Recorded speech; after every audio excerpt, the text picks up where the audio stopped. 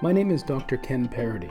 I'm an English professor at Laurier University in Brantford, and I help out with the Humanities and Leadership program. You might be wondering what the humanities, things like the study of art, philosophy, literature, and history, have to do with leadership, which people usually think of as the skills you need to motivate people and to make the kind of decisions that help take an organization where it wants to go. Here's the thing. You can read all the business books and management books of advice on leadership you want, but in the Humanities and Leadership program, you'll learn to understand leadership from the inside. You might be wondering what "from the inside" actually means. Well, for example, you could take one of the courses I teach sometimes. It's a full-term course in which we read only one book. The book is Moby Dick by Herman Melville.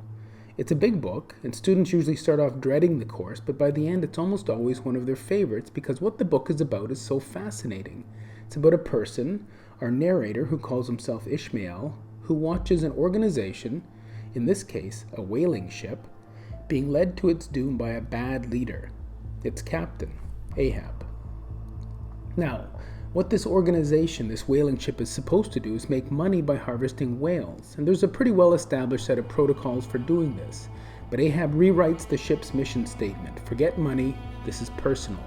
His new mission is to get revenge on a giant white whale who on a previous voyage bit off his leg. We watch, in horror and fascination, as Ahab mobilizes a certain kind of leadership style, charismatic, narcissistic, impulsive, powerful, and Ahab begins to get his way by flattering and bullying and bribing and intimidating and yes, even by motivating with the sheer force of his personality. On the one hand, this is an incredibly effective leadership style. He manages to take a whole collection of very diverse people who are not really very interested in anything except money and their own safety, and he turns them collectively into people who can ignore profit and chase a whale that has a reputation for deliberately destroying whale ships. So Ahab is effective in the short term, but in the long term his leadership style dooms the voyage.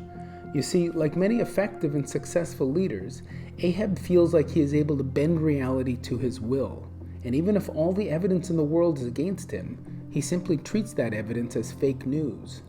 But eventually reality, in this case in the form of a white whale, reality reimposes itself, and when it does, the organization that has been built around its leader's self-obsessed vision is what ultimately comes crashing down.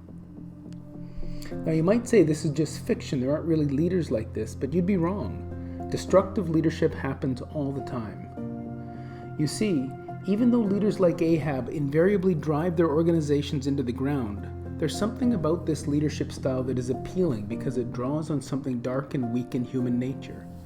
You can't really understand the darkness and weakness that makes leaders lead and followers follow for the wrong reasons from reading some business book about management or leadership. But you do get to understand it if you are forced to imagine yourself standing with Ishmael in a whaling boat 10,000 miles from home, watching in horror as, because of his captain Ahab, he sees the shape of a white whale closing in on his fragile vessel. That's what you get from the Humanities and Leadership program. An understanding of leadership is something that requires deep understanding of others and of one's own self. Now, Humanities and Leadership isn't all literature, and you'll get loads of other more traditional ways to understand leadership in the program. But I think if you've taken my course and find yourself in a leadership position, Ishmael and Ahab will be in the back of your mind with every decision you make. And in my opinion, that will make your decisions better.